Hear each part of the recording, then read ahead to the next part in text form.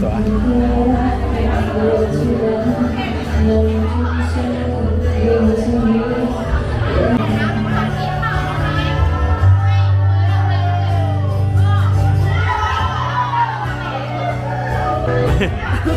ถ้ามันมืดแล้วมันก็ต้องมืดเลย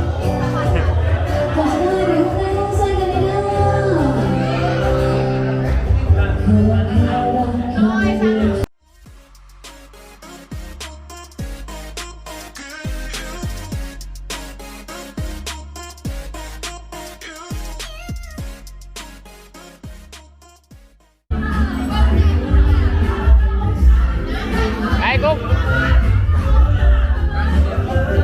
กับวันเกิด ฮะแฮปปี้เบิร์ธเดย์นะจ๊ะกันเอา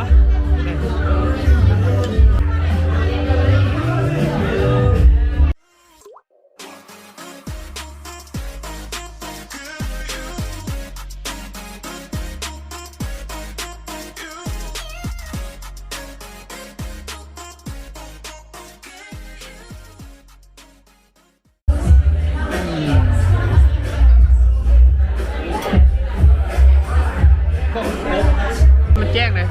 ปิดเนี่ยวะแล้วหน้าจอมันน้อยแล้วเขาเบิ่งไม่เห็นใช่ปะ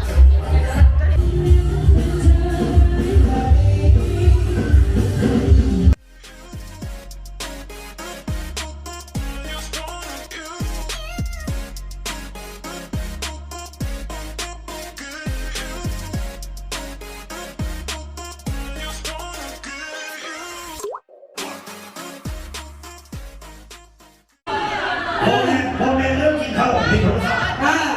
ผู้บ่าวเริ่มไปนอนน้ำฟ้าแล้วล่างแล้วไปหาคนโทรศัพท์กับลุงแม่จะไปเขาเรียกว่าไม่รู้จะสร้างรั้วเหมือนกันเรื่องแล้วกันนะ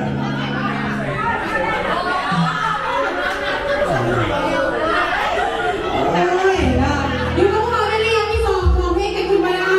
นะโทรกันขึ้นมาแล้วกันเนาะโบมีอย่างกะเอาเรื่องนั่นแหละมาลงกันเนาะผู้ใดมียังว่านี่ยกกับยกนอกจากไหนชิตองมาได้มาอันเป็นอย่างคุณว่าคนมึงกูคือเบาๆผมว่า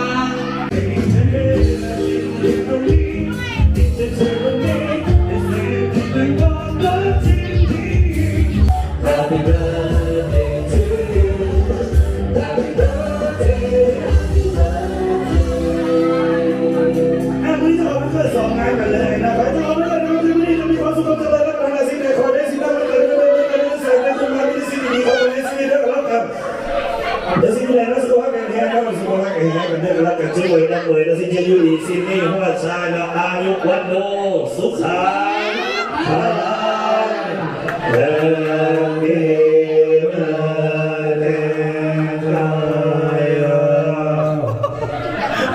สงสัยกำลังไปกินข้าวเช้า